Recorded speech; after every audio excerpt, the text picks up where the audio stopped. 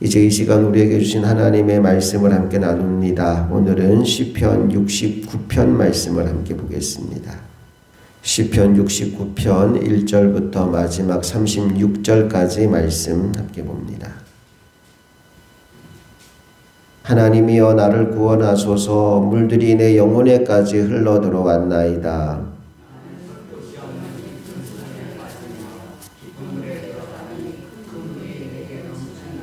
내가 부르짖음으로 피곤하여 나의 목이 마르며 나의 하나님을 바라서 나의 눈이 쇠하였나이다.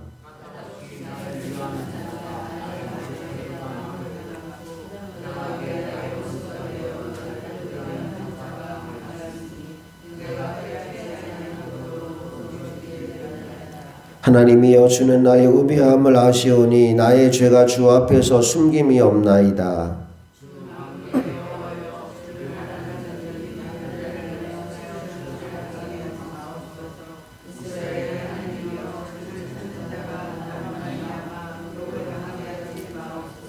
내가 주를 위하여 비방을 받았사오니 수치가 나의 얼굴에 덮였나이다.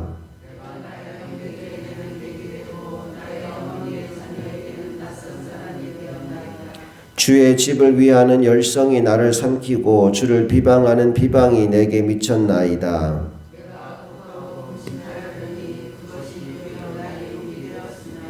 내가 굵은 배로 내 옷을 삼았더니 내가 그들의 말거리가 되었나이다.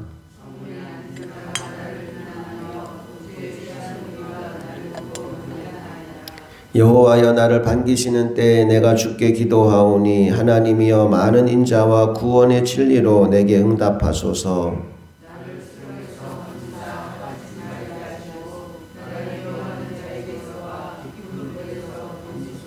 큰 물이 나를 휩쓸거나 깊음이 나를 삼키지 못하게 하시며 웅덩이가 내 위에 덮쳐 그것의 입을 닫지 못하게 하소서.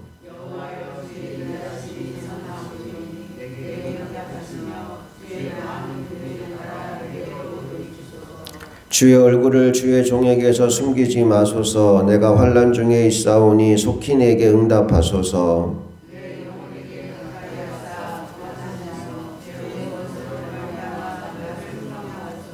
주께서 나의 비방과 수치와 능력을 아시나이다. 나의 대적들이 다 주님 앞에 있나이다.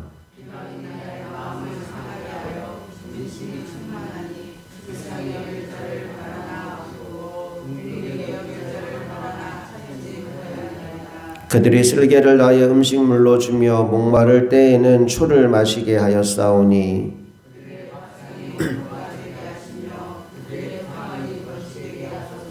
그들의 눈이 어두워 보지 못하게 하시며 그들의 허리가 항상 떨리게 하소서.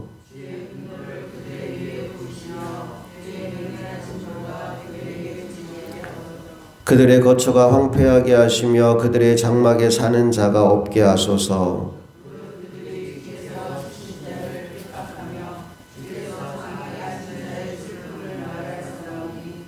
그들의 죄악에 죄악을 더하사 주의 공의에 들어오지 못하게 하소서.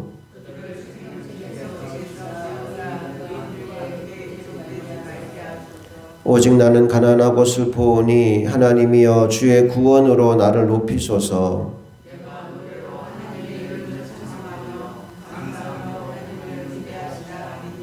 이것이 소 곧 뿔과 굽이 있는 황소를 드림보다 여호와를 더욱 기쁘시게 함이 될 것이라.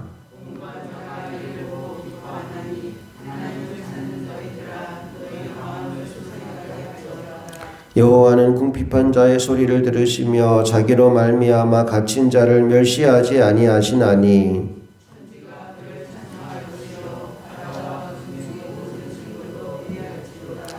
하나님이 시온을 구원하시고 유다 성읍들을 건설하시리니 무리가 거기에 살며 소유를 삼으리로다.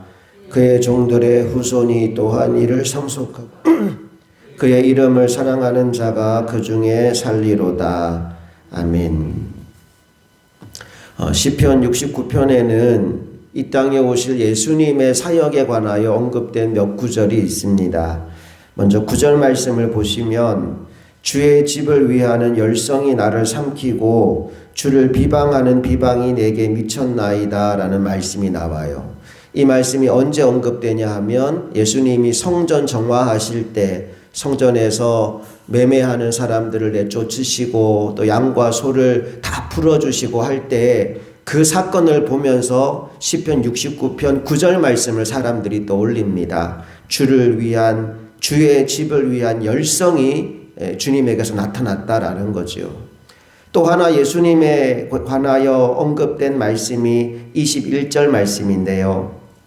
같이 읽어볼게요. 시작. 그들이 쓸개를 나의 음식물로 주며 목마를 때에는 초를 마시게 하였사오니. 이건 언제 있었던 일일까요?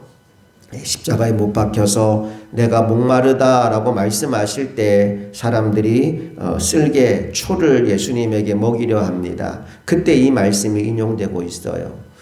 예수님이 오시기 정말 한참 전에 기록된 말씀인데 그 속에서 예수님이 어떻게 사역하실지가 미리 예고되었다는 건 굉장히 놀라운 일이고 또 예수님이 그 말씀대로 사역하셨다는 것도 놀라운 일인 것 같아요. 날마다 우리 삶에서도 하나님의 말씀을 그냥 묵상하고 그냥 알고 지나가는 것이 아니라 그 말씀이 나의 삶에서 오늘 이루어질 수 있도록 말씀 앞에서는 하나님의 사람들이 되기를 간절히 소망합니다. 물에 빠진 사람들은 물을 싫어합니다.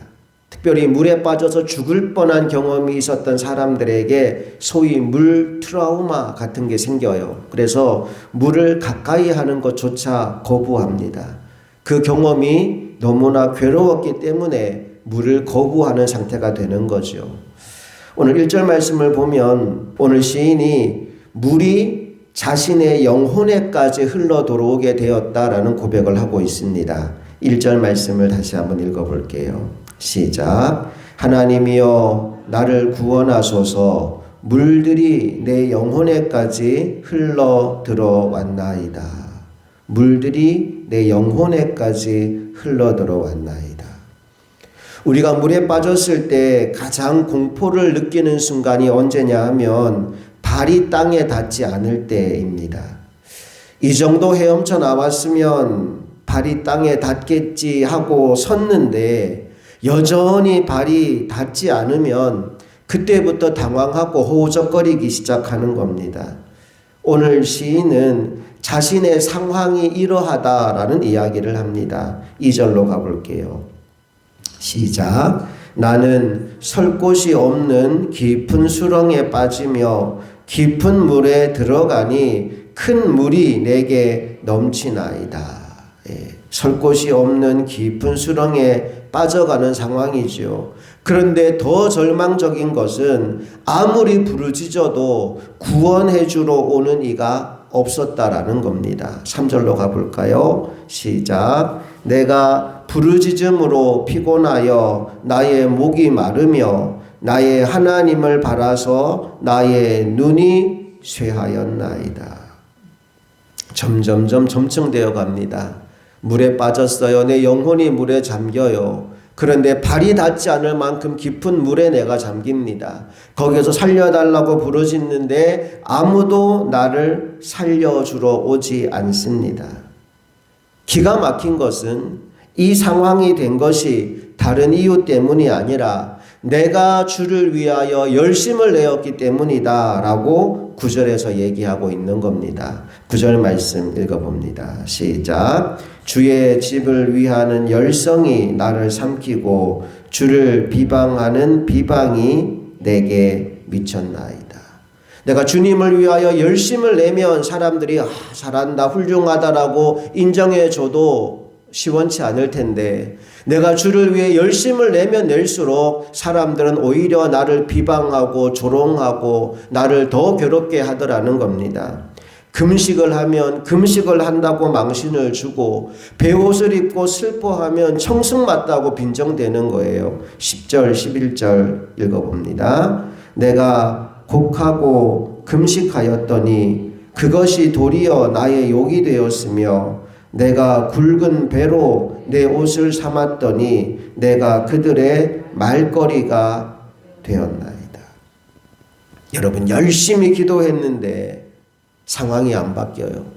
주를 위해서 뭔가 헌신하려고 마음을 먹고 결단을 했는데 아무도 나를 도와주지 않습니다. 여러분 인생 가운데에도 혹시 그런 상황들을 만날 때가 있지 않나요? 열심히 기도했는데도 상황이 바뀌지 않아요.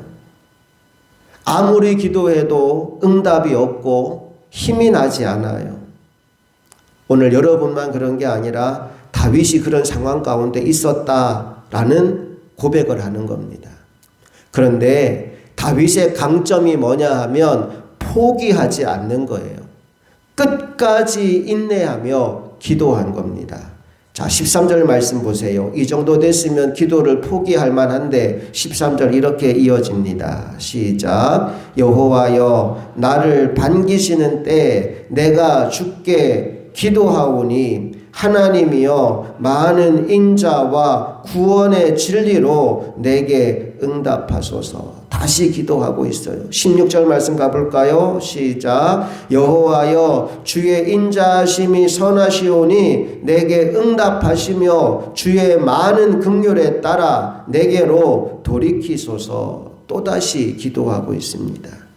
주님이 마치 자신의 얼굴을 가리고 숨기고 있는 것처럼 느껴지는 상황, 아무런 반응이 보이지 않는 상황이 있지만 그럼에도 불구하고 계속 기도하는 거예요. 17절 가볼까요? 시작. 주의 얼굴을 주의 종에게서 숨기지 마소서. 내가 환난 중에 있사오니 속히 내게 응답하소서. 다시 한번 물에 빠진 사람을 한번 생각해 보십시오. 물에 빠진 사람이 죽어가기 직전까지 갈 때 한두 번 살려주세요 외치고 아무도 구하러 오지 않는다라고 해서 포기하지 않습니다. 끝까지 온 몸으로 살려달라고 부르짖는 겁니다. 오늘 다윗의 심정이 그러합니다. 너무나도 절망적인 상황인데 하나님조차 응답하지 않는 상황입니다. 그런데 그렇다고 해서 포기하지 않아요. 멈추지 않아요. 하나님이 응답하실 때까지 기도하는 겁니다. 아프리카 어느 부족은 비가 안 오면 기우제를 지냅니다. 그런데 기우제를 지낼 때마다 비가 왔습니다. 그래서 그 부족은 비가 오지 않으면 반드시 기우제를 지냅니다. 당연한 이야기 같지만 당연하지 않아요. 어떤 사람들이 가서 물었대요. 당신들은 어떻게 기우제를 지내기에 기우제를 지내기만 하면 비가 옵니까? 대답이 뭐였을 것 같아요? 우리는 비가 올 때까지 기우제를 지냅니다. 기도도 마찬가지예요. 기도는 하나님이 응답하실 때까지 하는 겁니다. 한두 번 해보고 포기하는 것이 아니라 하나님의 살아계심을 믿고 하나님이 역사하실 것을 믿고 하나님께서 일하시는 그 순간까지 멈추지 않고 포기하지 않고 기도하는 겁니다. 오늘 다윗은 그런 기도의 끈기를 시편 69편을 통해 우리에게 보여주고 있어요. 자, 그의 이 끈기 있는 기도가 어떻게 결론이 났을까요? 30절, 31절 말씀으로 가보겠습니다. 함께 읽습니다. 시작. 내가 노래로 하나님의 이름을 찬송하며 감사함으로 하나님을 위대하시다 하리니 이것이 소 곧 뿔과 굽이 있는 황소를 드림보다 여호와를 더욱 기쁘시게 함이 될 것이라. 아멘. 다윗의 탄식이 노래로 바뀝니다. 찬송으로 바뀝니다. 내가 노래로 하나님의 이름을 찬송하며 감사함으로 하나님을 위대하시다 하리니 하나님이 살아계시고 역사하시고 응답하심으로 말미암아 감사와 찬송으로 하나님을 기쁘시게 하는 것, 이게 시편 69편의 마지막 결론인 거예요. 하나님은 우리 인생도 이렇게 찬송하는 인생으로 결론 맺게 하실 것을 믿습니다. 포기하지 맙시다. 멈추지 맙시다. 이 새벽에 하나님 앞에 부르짖어 기도하는 것을 하나님이 기뻐하시고 그 기도를 들으시며 하나님의 때 반드시 응답하여 주십니다. 그 하나님을 신뢰함으로 오늘도 믿음의 기도를 이어가는 이 새벽 되시기를 간절히 소망합니다. 함께 기도하겠습니다.